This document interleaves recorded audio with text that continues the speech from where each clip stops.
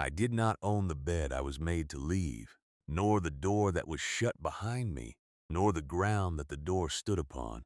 And I have come to think that owning a thing and belonging to it are two separate matters that the law has never once managed to tell apart. It was the third week of October in the year 1886, on a quarter section of high Dakota prairie, 6 miles north of a town called Mercer Crossing, and the man who put me out was my own husband, Royce Calder, who said it the way a person reads a weight off a scale. He said there was not enough in the house for two, that I had brought nothing into it but my father's old habits, and that I could walk to the road or wait for the cold to walk me there. I took a quilt, a tin box, a short-handled spade, and a brown dog named Tig who would not be left, and I went out past the well my father's hands had taught mine to find, and I did not yet understand that the very habits Royce held against me were the only inheritance I would ever need. Stay with me, if you have ever been counted as nothing by someone who should have kept you, because what the prairie did that winter settled the matter better than I ever could have. I want to tell it slow, the way it happened, so you feel the cold come on the way we felt it. On the porch at Mercer Crossing, they would soon have a name for me, and the name was not kind, and I will give it to you when the man who made it says it to my face. My father was Cabell Reese, and he dug wells and cellars across 3 counties before the railroad ever reached them, and what he left me when the fever took him was not a dollar, but a way of reading, ground the way other men read print. He used to crouch and take up a handful of earth and crumble it along his thumb and tell me what lay under, how deep the water sat, where the frost would bite and where it would slide off harmless. He told me that cold was not a wall that came at you, but a slow hand that reached down, that a body could put earth between itself and that hand, the way you put a quilt between yourself and a cold floor. He told me the prairie was not flat, that it only looked flat to people in a hurry, that every rise and every low swale had a story about water and wind written into it for anyone patient enough to stop and read. I was 9 the first winter I helped him line a cellar, with stone laid dry, no mortar, each rock chosen for its bed, and I remember him saying that a wall you build slow holds longer than a wall you build proud. He worked without speaking for long stretches, and the speaking he did was never wasted, so that a sentence from him sat in your ear for days. He would hand me a stone too heavy for my arms and let me struggle with it, rather than take it back, because he said a thing you learn easy, you forget easy, and a thing your back remembers stays remembered. There was a family near Yankton whose first cellar caved because the man dug it square and quick in October ground, and my father was hired to dig the second, and he spent 2 full days walking that man's land before he turned a spade, until the man laughed at him for being paid to stroll. My father did not mind the laughing. He found the one bench of clay on that whole farm where a wall would stand, and the cellar he dug there outlasted the man who paid for it. He had hands like cured oak and a voice with no hurry in it, and when he died the year I turned 19, the fever taking him in a single hard week, I thought I had lost the only person who ever looked at me and saw something worth teaching. I kept his tin box of small tools and his way of crouching to the ground, and at the time I did not understand that the second of those was the one that would keep me alive. Royce had seemed, at the first, like a steady man, and steadiness was the thing I wanted most after my father was gone. He had 160 acres he had filed on, and a frame house with real glass in 2 windows, and for 3 years I kept that house and worked that ground, and believed I was building a life that would keep me. What I did not see, because I did not want to, was that a man can be steady the way a stone is steady, holding its place and warming for no one. When the wheat came in short 2 seasons running, and a woman in town caught his eye, who had a father with money behind her, the arithmetic of it turned against me without a sound. He did not strike me. He simply decided I was a cost he no longer cared to carry, and he read me off his books in October with the same flat voice he used on a hired man at the end of harvest. So I walked the road south with Tig at my heel, and the wind coming off the open country like a creditor who has heard you mean to leave town. I had $11 in the tin box and a spade and the clothes I wore, and I was 22 years old. I could have gone to the rail and ridden east to whatever a woman with nothing finds at the end of a line. And there were nights that first week, sleeping in the lee of a haystack with the dog against my back for warmth, when I nearly did. What turned me was a thing my father said once. When a creek washed out a cellar we had spent a month on, he looked at the ruin of it, and he did not curse and he did not weep. He said, we know how now, and we did not before, and that is worth more than the month. I lay against that haystack, and I thought, I know how.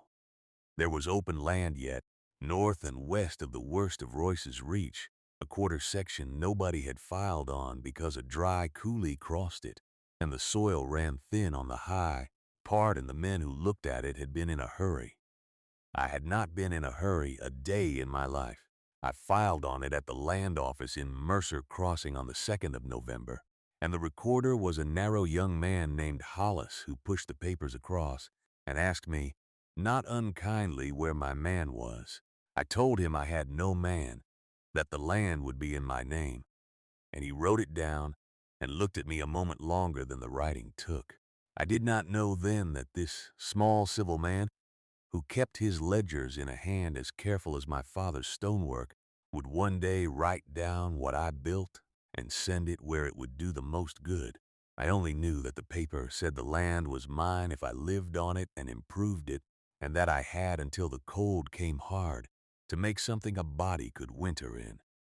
On the porch of Pruitt's store as I left, 3 men sat where men always sat, and one of them, a big freighter named Del Asher, watched me load my spade into a borrowed cart and said loud enough to carry that the Calder woman had gone to ground like a gopher, and that come spring they would find her froze in a hole.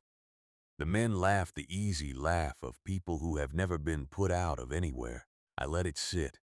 I had no answer yet that the weather had not signed. The quarter I had filed on rose from the dry coulee in a long shoulder of ground. That faced south, and the first thing I did before I turned a single spade of earth was walk it slow for 2 days, the way my father walked ground, crumbling the soil along my thumb, reading the swales, watching where the frost lay late in the mornings and where it lifted first. The high part was thin and would grow little, but the south shoulder above the coulee was deep black soil over a clay that held its shape, and the coulee bank gave me a face of earth already cut, a place where the prairie had done half my digging for me. My father used to say, you do not fight ground, you ask it what it wants to be. And that shoulder wanted to be a wall. I drove 4 stakes and ran a string, and I began in the 2nd week of November to dig myself a home into the side of the earth. I cut into the south face of the coulee bank, so the doorway faced the low winter sun, and the long body of the dwelling ran back into the hill, and every foot I went in was a foot of earth standing between me and the slow cold hand my father had warned me of. I dug a room 12 feet by 16, and I dug it down 2 feet below the bank's own floor so the living space sat lower than the door. Because warm air is a lazy thing that pools at the top, and cold air is a heavy thing that runs to the bottom, and I meant to give the cold somewhere to go that was not across my bed. I lined the back and side walls with the dry laid stone my father taught me, each rock set on its broadest bed, no mortar to crack when the ground heaved, and behind the stone I tamped clay from the coulee floor a full 18 inches thick.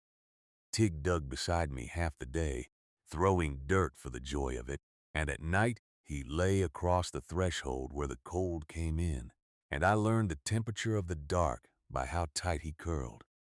The roof was the thing the town would have laughed hardest at, if the town had bothered to come look. I did not raise a roof up into the wind. I laid poles across the top of my cut, close as I could fit them, willow and box elder dragged up out of the coulee and trimmed and set, so each one bore on solid bank at both ends. Then a course of Slav grass thick as a mattress. Then sod cut from the high, thin part of the quarter, where it grew in tough mats bound by roots, and I laid the sod grass side down, and then grass side up in two courses crossed against each other, so the whole roof knit into one breathing skin of living earth. I cut that sod in squares a foot across with a sharpened spade, the way my father cut it for a soddy he helped raise when I was a girl, and I carried each square on my two hands like a plate so it would not break apart, and I set them tight as bricks in a wall. 2 feet of it, when I was done, sloped just enough to shed the melt. From above, by the deep of winter, you could have walked across my house and thought it only a swell in the prairie, with a thread of smoke rising out of it, and that was the point my father would have grasped at once, and that Del Asher would not grasp until the thermometer made him. A house up in the air loses its heat to the sky all night long. A house inside the earth borrows the ground's own slow warmth and gives back almost nothing. Against the inner wall I built the thing I had thought about longest, which was the stove and the wall behind it. I had no money for a good iron stove, so I built a firebox of the same dry-laid stone, low and long, and behind it and above it I ran a flue of stone and clay that bent twice before it reached the roof, and I packed the whole back wall of that flue with clay and broken rock a foot deep.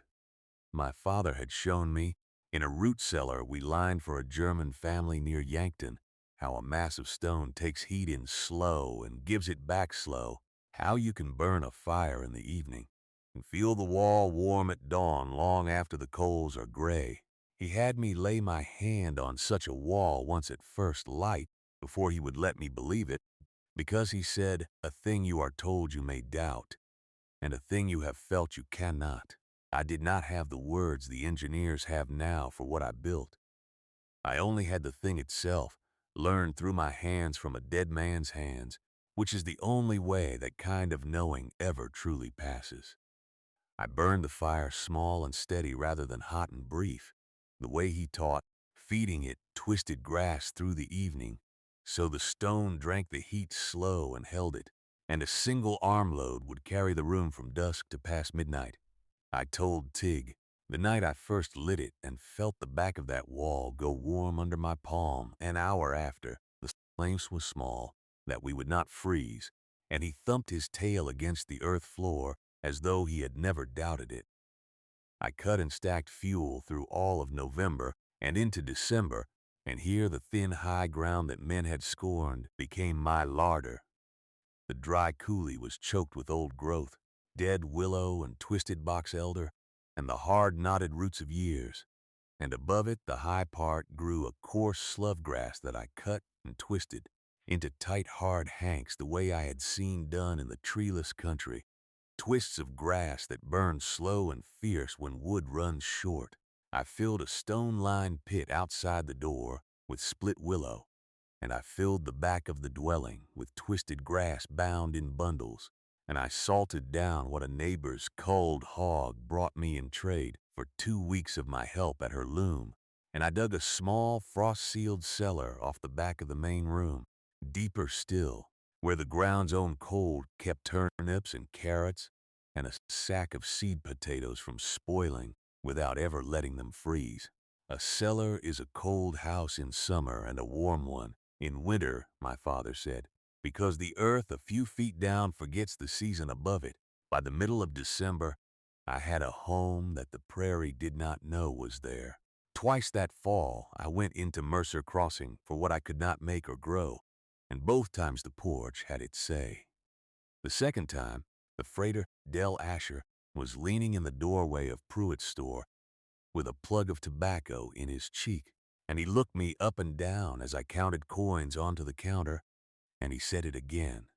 Slower this time, so the whole store could enjoy it, that the gopher woman had come up out of her hole, and he asked Pruitt whether he ought to sell goods to a creature that lived in the dirt. Pruitt laughed, and so did the two men by the stove. I took my flour and my salt and my coil of wire, and I said nothing, because my father taught me that a person who is right and quiet has more in her hand than a person who is loud and wrong, and because the only answer that would matter was 3 weeks of January away and had not yet been written. If you have ever stood at a counter and been made small by people too comfortable to imagine your life, you know that the worst of it is the laughing, and that you carry it home and it sits in the room with you. I carried it home. Tig met me at the door of the earth, and the warm came up around me like a hand laid flat on my back, and I let the porch keep its joke. There was a sympathetic voice that fall, and I want to name her, because the community was not all of one cloth, and it would be a lie to paint it so.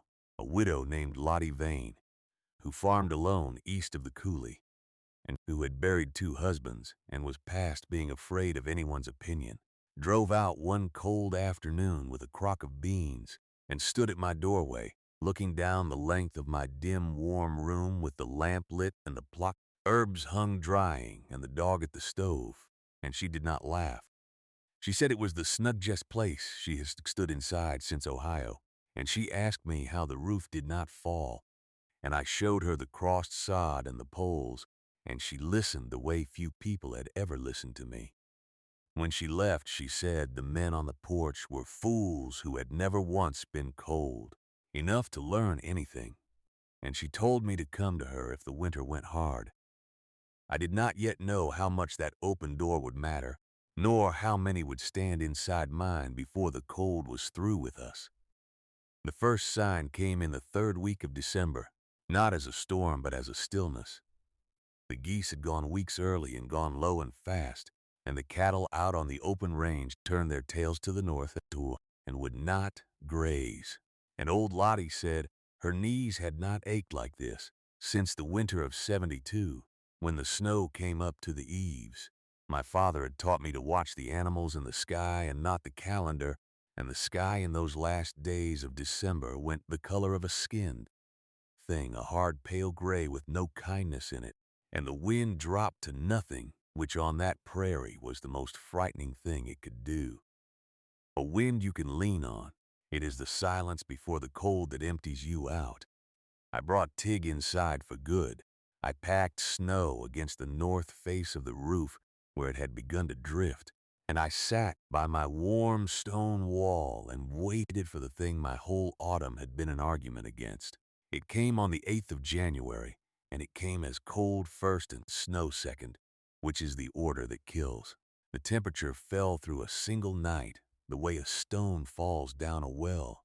And by the morning of the 9th, the thermometer that Lottie kept nailed to her north wall, which she read for me later, stood at 38 degrees below zero, and then the snow came sideways on a wind that rose out of the north like the front of an army. For 3 days, a body could not see the length of an arm out of doors. Cattle froze standing on the open range with the frost built up on their flanks. The mercury did not climb above 20 below for 11 straight days. I learned afterward what those 11 days cost the country around me, and I will set it down plainly because the numbers are the truest sermon I know. The Tolliver family, 4 miles west, ran out of coal on the 2nd day and burned their fence rails and then their cabin furniture, and then they walked, all 5 of them, through a break in the storm toward town, and the 2 youngest did not reach it, and the parents carried frostbite the rest of their lives. The Asher place, the freighter's own brother's homestead, lost every head of stock in the open, and the family crowded into one room around a stove that ate a winter's wood in 9 days and left them burning green poles that hissed and gave no heat.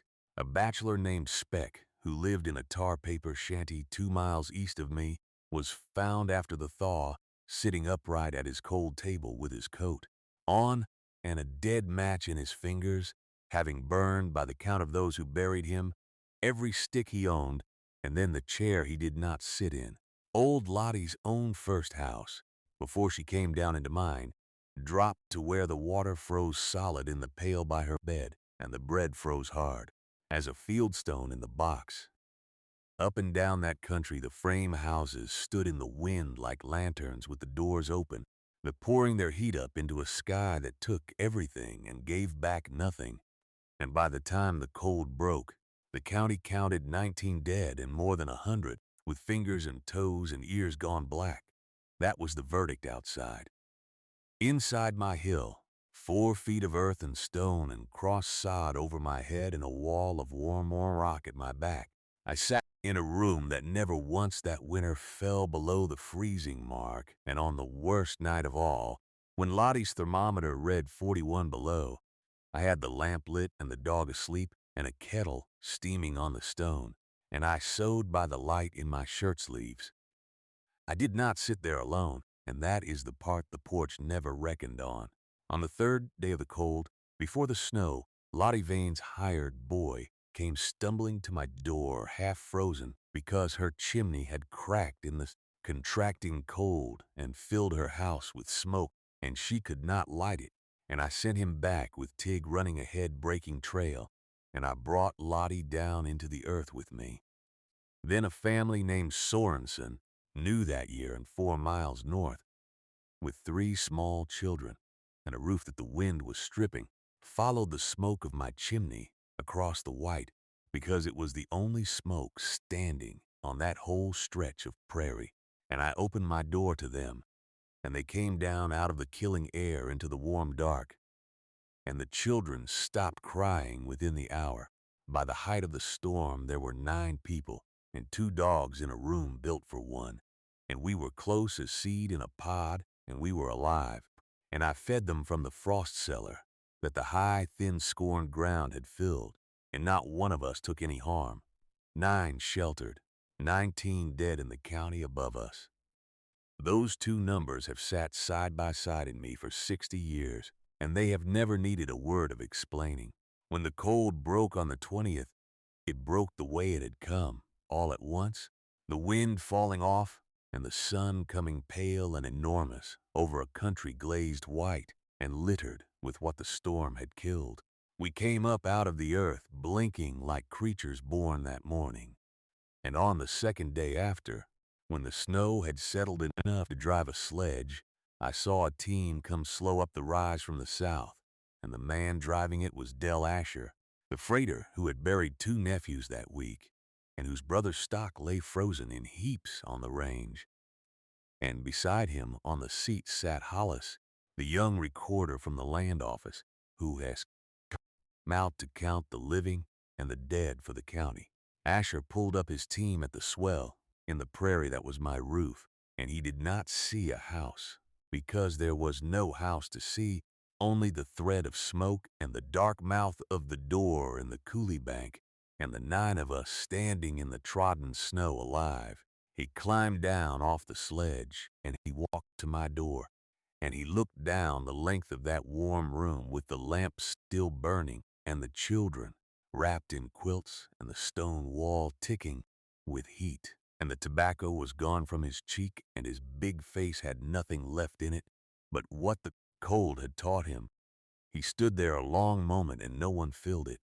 Then he took off his hat, which I had never once seen him do for any soul in that country, and he held it against his chest, and he looked at me, and he said, "Lo," so that only those of us near the door heard it. "You knew." That was all. 2 words.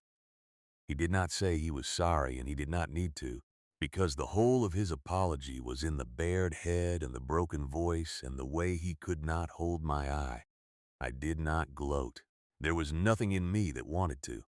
I had 9 people alive at my back and 19 dead over the rise, and a man does not crow standing on that ground.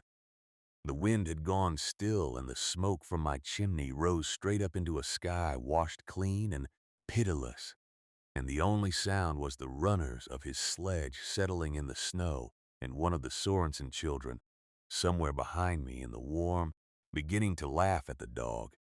Asher stood there with his hat against his chest and his eyes on the dark mouth of my door as though it were a thing he could not finish understanding, and I let him stand.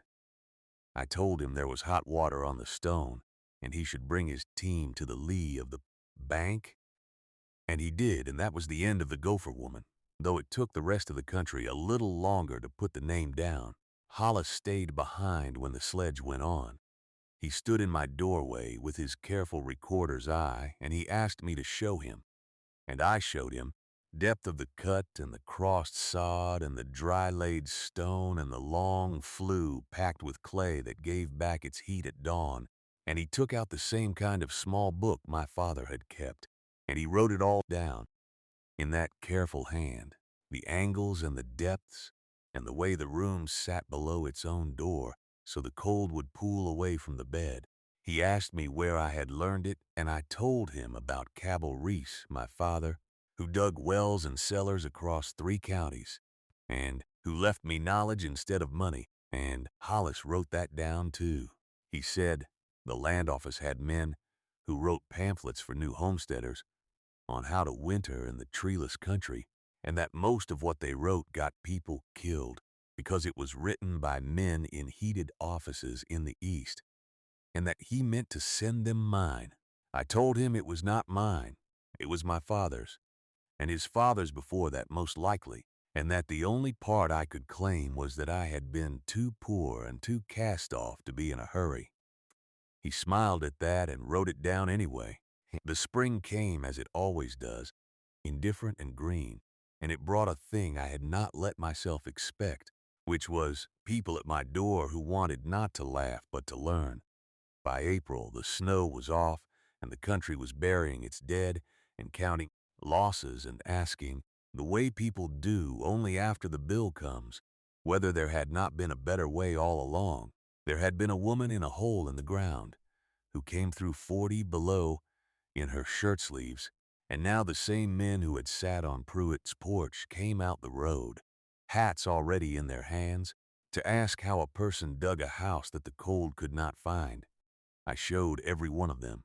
A young couple just married, the Hargroves, came twice and brought paper and a stub of pencil. And the wife asked better questions than the husband, wanting to know not just the how but the why of each thing. Why the floor sat below the door and why the sod went grass to grass. And I knew watching her that hers would be one of the houses that stood. My father's knowledge was not a thing to be hoarded, and I had learned in that crowded warm room during the storm that a shelter is only as good as the number of living souls it holds. Some of them grasped it, and some of them only copied the look of it, dug a square hole and threw poles over it, and wondered why it sweated and fell in because they had taken the form and missed the principle, which was the reading of the ground first, and the slow, patient mass of earth and stone second. A man named Kell dug his into a north bank to save himself the longer haul of stone, and could not understand why his never warmed, and when I told him a south face was the whole of it, he did not believe me, because he had wanted the work to be easy, and the ground does not care what a man wants. The ones who listened to all of it, the swale and the clay and the cross sod and the heavy wall that hoarded its warmth, those ones built homes that stand in that country yet, Royce called it. I will tell you about plainly and then let go of, because he does not deserve the room in this story that bitterness would give him. His fine frame house with the 2 glass windows lost its roof in the January cold, and the woman with the moneyed father did not stay past the thaw, and his wheat failed a 3rd year, and within 5 years he had given up the 160 acres and gone west to where no one knew him. I did not rejoice in it, and I did not mourn it. I had a quarter section proved up in my own name by the autumn of 1887, the patent signed and recorded in Hollis's careful hand, and a home dug into the earth that had kept 9 people alive, and a brown dog growing gray at the muzzle, who still slept across the threshold, out of an old habit of guarding against a cold that no longer got in. The land that owns you, my father might have said, is a better possession than the land you own, and I had at last come to belong to ground that belonged to me. Hollis was as good as his word. The little book he filled at my door became, 2 years on, a single plain page in a land office circular sent to homesteaders across the northern plains, and it did not carry my name, and I did not want it to. It carried the method. It told of family arriving on the treeless prairie to read the ground before they broke it, to dig into a south-facing bank where they could, to set the living floor below the door, to lay the sod crossed and grass to grass, to build a mass of stone behind the fire that would give its heat back through the long nights. Lottie Vane, who lived another 12 years and never let me want for company, told me once that she had heard a family 3 counties west speak of building a house the Gopher way, not knowing it had ever been a slur, saying it now the way you say a thing that has saved your people. The name had turned over in the ground like a seed and come up something else entirely. I lived in that earth house for 41 years, and I am writing this from the frame house my own hands and hired help raised beside it when I was old and could afford glass in every window, though I will tell you a secret, which is that I sleep best still. On the cold nights, down in the old dugout where the warmth comes up out of the ground the way it did when I was 22 and had nothing but a spade and a dead man's knowing. The country filled in around me. Mercer Crossing grew a second street and then forgot it had ever been small. The men who laughed on the porch went under the prairie one by one, and I outlived nearly all of them, not out of spite, only out of the long patience my father bred into me. And at the funerals of the worst of them, I stood quiet and held no grudge, because the cold had already had the last word and there was nothing left for me to add. Tig lived to be old and died in the spring, asleep across that same threshold, and I buried him on the south shoulder above the coulee where the first sun of the year strikes the ground, and I have never since stood at that spot in winter without remembering how tight he used to curl when the dark came down, reading me the temperature of the night. My father I never had a grave to visit, the fever country having claimed that too, but I came to understand that I had been tending his grave all along. Every time I crouched and crumbled a handful of earth along my thumb and read what lay beneath it and taught the reading to another pair of hands. That was the inheritance, not the dollar he never had to leave me, the slow hand of the cold, and the slower wisdom of the ground that answers it, passing from his hands into mine and out of mine into 100 others I never met. There's a thing you can see even now if you drive the road north of where Mercer Crossing used to be, and you know what you are looking for. Most of the frame houses of that generation are gone, fallen in or hauled off or burned, the proud walls that poured their heat into the sky. Standing now is nothing but a line of foundation stones in the grass. The swells in the prairie remain. Up and down that country, if you walk it slow the way my father walked ground, you will find the low green rises where people once went down into the earth to live.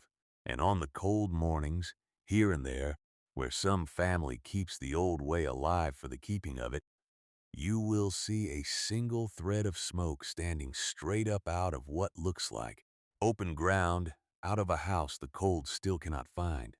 The wind goes over it and takes nothing, and the warmth waits below, the way it always did, the way the patient ground has been holding it for whoever was humble enough to ask.